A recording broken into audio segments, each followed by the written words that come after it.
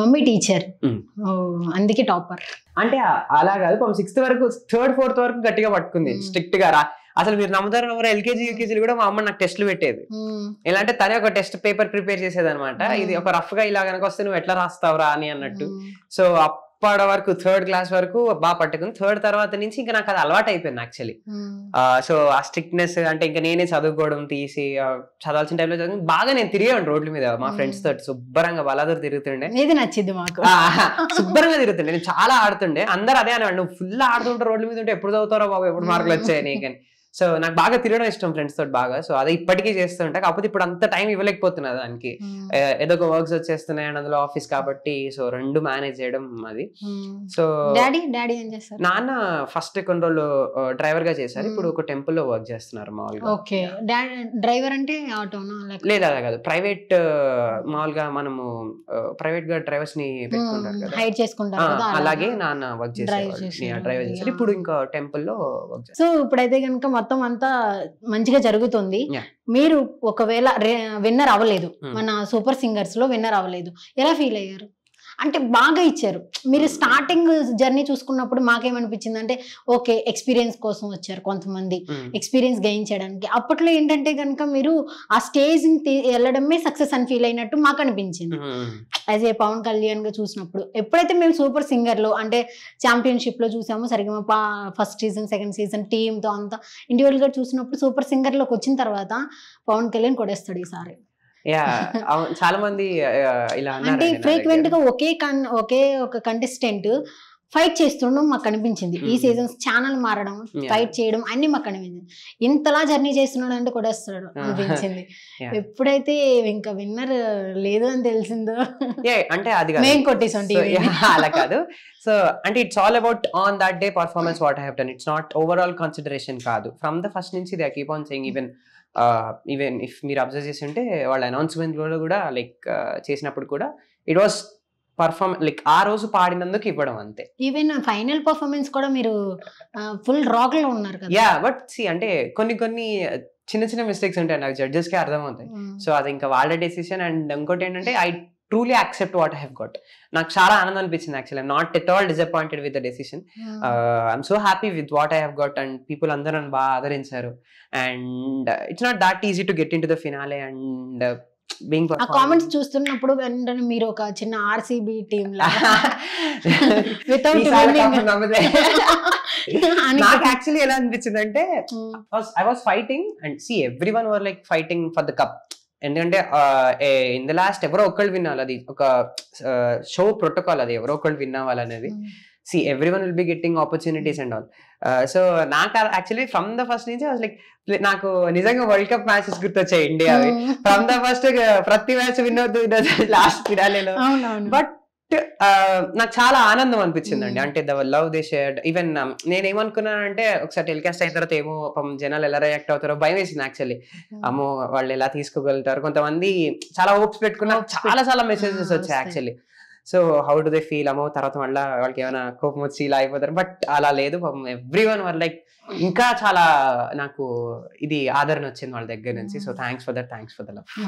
After winning చెప్పిన తర్వాత అంటే అంత ఎపిసోడ్ అయిపోయిన తర్వాత మీరు పెద్ద నోట్ పెట్టారు, థ్యాంక్స్ ఫర్ యువర్ లవ్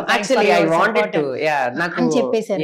దానికి కొంతమంది ఛానల్స్ వాళ్ళు నాకు అన్యాయం చేశారు. అవును అమ్మో చాలా వచ్చాయి ఇలాంటివి. అండ్ యాక్చువల్లీ అలా చెప్పాలి విన్నర్ నేనే, నన్ను కావాలని తీసేసారు. అసలు చాలా నేను ఎప్పుడో మామూలుగా చేసిన వీడియోస్ ని థంబ్నెయిల్స్ లాగా వాడేశారు, మొత్తం అయిపోయింది. అసలు ఒక వారం రోజులైతే పాపం even Pravasthi was facing that hatred actually. పాపం తను షీ డిడ్ వెరీ వెల్. పాపం ఫ్రమ్ ద ఫస్ట్ పాపం కష్టపడుతూ వచ్చింది. తను కూడా మంచి తను ముందు నుంచి ఉన్నారు. సో లైక్ చాలా కష్టపడుతూ వచ్చింది. She did very well in the finale to. But పాపం ఒకేసారి అలా రెస్పాన్స్ ఇచ్చే తను అందులో చిన్నపిల్ల అంత రెస్పాన్స్ తీసుకోలేకపోయింది. చాలా సార్లు మాట్లాడేది, అన్న మళ్ళీ ఇలా అంటున్నారు అన్న, ఏం కాదమ్మా విల్ మేక్ అ వీడియో అని చెప్పి we also made a live and అది కూడా కొంచెం మంచిగా వెళ్ళింది. సో వన్స్ చాలా వచ్చాయి ఇవన్నీ. బట్ అదేవి నిజాలు కాదు. All the thing is we are all friends and we are all happy. ఎవరికి కొన్ని thumbnails ఎలా అంటే కనుక మీరు ఏడుస్తున్నారు, ఇన్స్టాగ్రామ్ లో ఎడిట్స్ ఇప్పుడు చూస్తున్నాం కదా, మనం కూడా చేసుకోవచ్చు ఇలా ఏడుస్తున్నట్లు ఇలా పెట్టేసి ఇలా సో యా ఏమైంది పవన్ కళ్యాణ్ గారికి ఏమైపోయింది అని నేను క్లిక్ చేస్తాను. So yeah everyone were like happy అండి విత్ ద జడ్జిమెంట్. అందరికి ఆనందంగానే ఉంది, అందరూ వర్ లైక్ సాటిస్ఫైడ్. సో మా మధ్య అయితే అలా ఏ రకంగా మేము ఎప్పుడు అనుకోలేదు. ఏ మాత్రం పార్షియాలిటీ ఉండేది కదా జడ్జ్మెంట్స్ లో? లేదు, ఆల్ వర్ గుడ్. అంటే కొంతమందిని కొంచెం అలా ఏం లేదండి. సి పాట పాడినందుకే విల్ గో అంతే. సి నేను మామూలుగా అనుకునేది ఏంటంటే ఒకవేళ నిజంగా కండిషన్స్ ఎలా ఉంటాయి అక్కడ? All are good. అంటే ఏముంది, మనం జస్ట్ వెళ్తాం, ఒక టేక్ లోనే పాడతాము. సో ఆ టేక్ లో మేము ఏదైతే చేస్తామో అది మంచిగా వస్తే అలాగే టెలికాస్ట్ అవుతుంది, మంచిగా రాకపోతే అలాగే టెలికాస్ట్ అవుతుంది. సో అంతే. మళ్ళీ టేక్స్ తీసుకున్న తర్వాత ఓన్లీ అంటే కొంతమంది రియాలిటీ షో కదా, the main name itself says that it's a reality show. So just single take, one shot అంతే.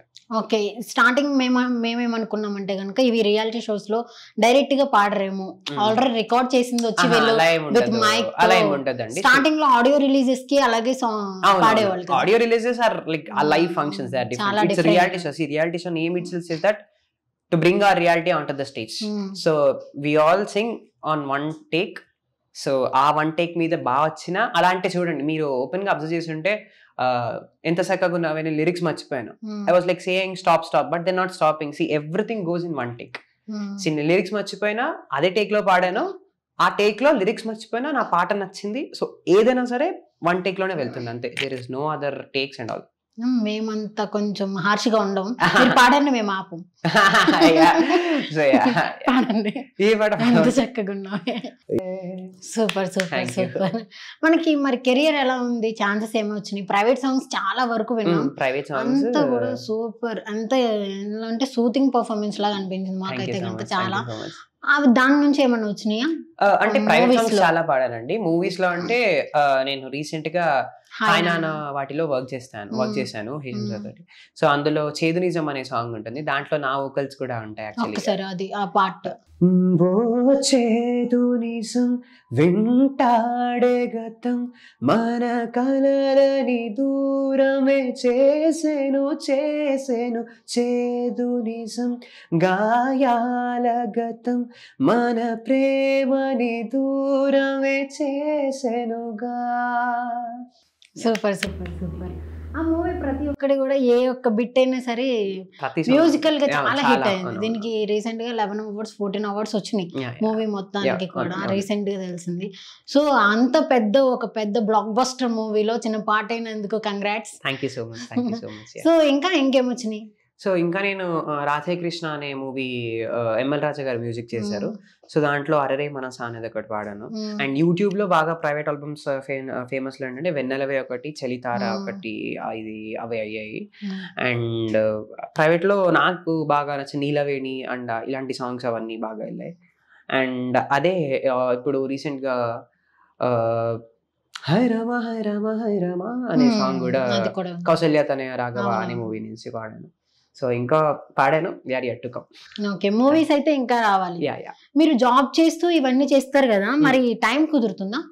అంటే ఇంకా I do try to manage అండి యాక్చువల్లీ. సో అంటే నాకు మా జాబ్ వాళ్ళ దగ్గర నుంచి ఏడీపీ కంపెనీ నుంచి కూడా బాగా సపోర్ట్ ఉండింది. సో మా సీనియర్ డైరెక్టర్ రవి పోసాని గారు, మేనేజర్ ప్రదీప్ గారు అండ్ మా టీమ్ లీడ్ వినయ్ గారు, so everyone were like supporting from the first of my super singers అనమాట. అంటే లీవ్స్ ఆబ్వియస్లీ ఐటీ ఎంప్లాయీస్ గురించి తెలిసిందే, సో లీవ్స్ కన్సిస్టెంట్ ఎన్నే ఉంటాయి. So but they use to support me well. Shootings అప్పుడు, rehearsals అప్పుడు రెండు మేనేజ్ చేసుకున్నాను. రిహార్సల్ అయిపోయిన వెంటనే, అంటే రిహార్సల్స్ షూటింగ్ రిహార్సల్స్ ఆఫీస్ పక్కనే అనమాట. సో లాన్కో హిల్స్ దగ్గర రిహార్సల్స్ అయ్యేది, నానక్రమ్గూడలో ఆఫీస్. సో రిహార్సల్స్ అయిన వెంటనే ఆఫీస్కి వచ్చేసేయడం, ఆఫీస్లో 6:30 7 వరకు ఉండడం. సో 7 తర్వాత మళ్ళీ మార్నింగ్ రిహార్సల్స్ ఉన్నప్పుడు అలా మేనేజర్, బట్ షూట్ రోజు మాత్రం లీవ్ పెట్టేవాడిని. సో ఆ రకంగా వర్క్ ఇంకా రిహార్సల్స్ రెండు మేనేజ్ చేసుకుంటూ